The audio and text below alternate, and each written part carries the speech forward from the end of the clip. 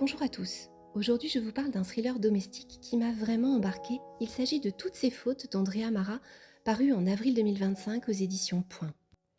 Je l'ai lu au mois d'août, dans un moment très particulier où ma vie venait d'être totalement bousculée. Un été flou, suspendu, où les mots manquaient et me manquaient. Dans le silence entrecoupé du bruit des machines et des alarmes qui maintiennent en vie, ce roman a su me happer, me tenir éveillée, me faire respirer autrement, en m'arrachant un peu à la réalité brutale, le temps de quelques heures. Vous comprendrez que j'ai eu besoin de temps avant d'écrire cette chronique, car elle est associée à ce chapitre intime de ma vie. Petit pitch pour le découvrir. Tout commence simplement. Marissa vient chercher son fils Milo chez Jacob, son copain de classe, et sa maman Jenny. Mais à l'adresse indiquée, pas de Jenny, pas de Jacob, et surtout, pas de Milo. Juste une peur immédiate, brute, animale.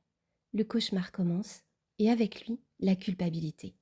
Marissa aurait dû vérifier, elle aurait dû poser plus de questions, elle aurait dû, oui, mais elle a fait confiance. Et c'est peut-être là sa plus grande erreur.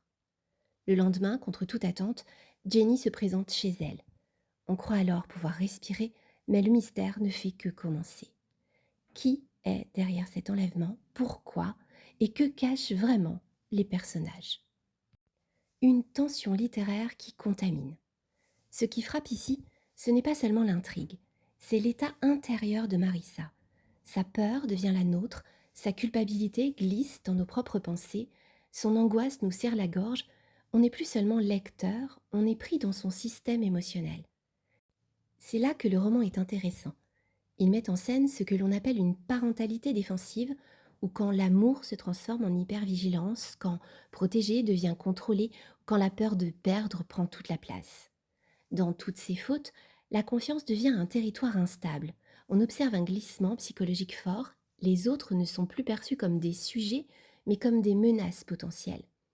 On parle de désubjectisation affective, on ne voit plus l'autre pour ce qu'il est, mais pour ce qu'il pourrait faire. Et à travers cette mécanique, le roman d'Andrea Mara devient oppressant. Car ce n'est pas une peur extraordinaire si l'on y réfléchit bien, c'est une peur possible, probable et tellement humaine.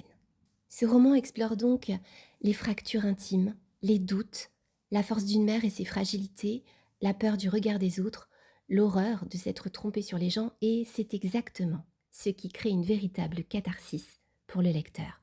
Au démarrage du livre, la couverture. On y voit deux femmes, une à l'intérieur et l'autre semblant vouloir entrer. Une porte, des secrets, un huis clos suffocant, elle traduit bien le sentiment d'oppression, cette inquiétude que l'on peut ressentir face à une porte qu'on préférerait garder fermée.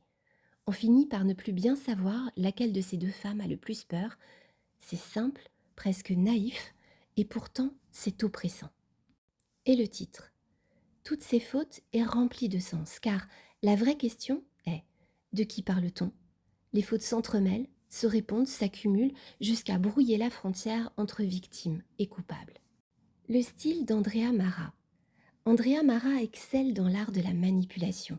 Alternance des points de vue, indices disséminés, faux semblants, on avance sur des sables mouvants.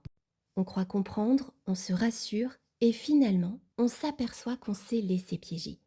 La tension ne s'éteint jamais, non, dans ce thriller, elle se transforme. Et comme dans tout bon thriller domestique, le coupable est sous nos yeux, et pourtant, on se laisse avoir. Alors en bref, ce roman, c'est près de 480 pages sans aucun temps mort. Ce n'est pas un coup de cœur absolu, mais c'est un vrai moment de lecture intense. Toutes ces fautes est un thriller domestique où la peur d'une mère devient la nôtre, une histoire sur la culpabilité, la confiance, avec cette question vertigineuse: jusqu'où irait-on pour protéger ce qu'on aime? Je le recommande à ceux qui aiment les intrigues psychologiques, les secrets enfouis et les histoires qui restent dans la tête longtemps après la dernière page. Ma note pour ce roman, 4 sur 5. À très vite pour une prochaine micro-chronique, et d'ici là, prenez soin de vos lectures, car certaines portes devraient parfois rester fermées.